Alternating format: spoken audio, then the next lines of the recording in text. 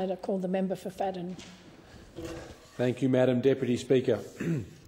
Two young heroes in the Gold Coast from All Saints School, Lachlan, who's 12, and his sister Josephine Vernon, who's 14. Lachlan and Josephine in early May heard a man scream, "Does anyone know CPR?" These two young students rushed down to a pool at about 3:30 p.m. in the afternoon to find that a young boy, 8 years old, had been pulled from the pool by this man, yet he didn't know CPR. Lachlan and Josephine commenced CPR as they'd been taught at school, also putting him into the recovery position and saving a little 8-year-old boy's life. This is just one story of two Gold Coast heroes from All Saints Anglican School. And it's one story of an 8-year-old little boy who will live to grow up to play sport and hopefully one day to get married and have kids of his own. There have been 424 drownings in children aged 0 to 5 since 97-98, i.e. in the last 10 years, and that's 424 too many. Campaigns such as Laurie Lawrenson's Kids Alive program have been instrumental in reducing the number of drowning fatalities and educating children and parents on pool and water safety.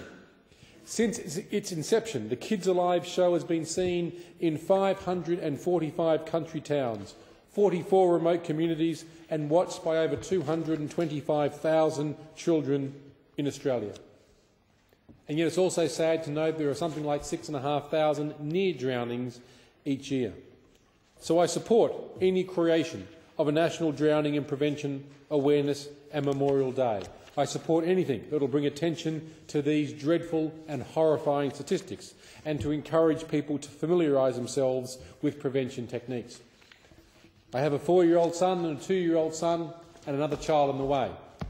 The horror of losing a child in a drowning would be simply unimaginable. And I support anything that will empower parents, that will educate them, that will encourage them to know what to do should the unthinkable happening. Assisting schools in teaching their students CPR by introducing a first aid as part of a school's curriculum is an outstanding idea and will certainly ensure that tens of thousands of young adults that would normally not know how to perform what is a simple action will be able to do it correctly.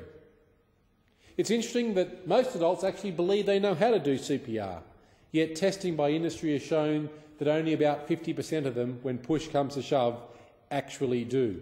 Proper education combined with vigilance and great parenting saves lives. Establishing a national code for pool compliance, including that all pool owners would need to be trained and certified in CPR, also makes a great deal of sense. Laurie Lawrence would say, fence the pool, shut the gate, teach your kids to swim, that's great, supervise, watch your mate, and learn how to resuscitate. It's somewhat catchy, it's 5 simple steps. It makes an enormous amount of sense. Likewise, a national program of water safety would certainly ensure that not only the same message was learnt by everyone, but also the right message is taught. Now, as well-intentioned, as well-meaning as all of these actions are, and they certainly enjoy my wholehearted support, nothing will ever replace the vigilance of parents. Nothing will replace the supervision by parents to ensure that fences are properly constructed, that gates close and indeed self-locking mechanisms close by themselves.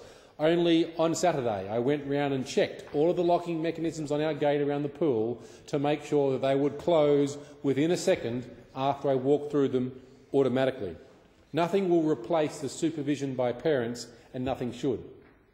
But if appropriate and sensible measures can be put in place to assist parents, to ensure that others in the community know what to do in time of an emergency, certainly makes sense.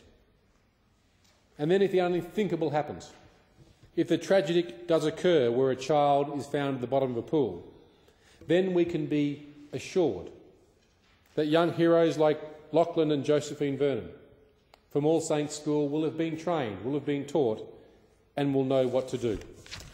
I certainly commend the motion to the House.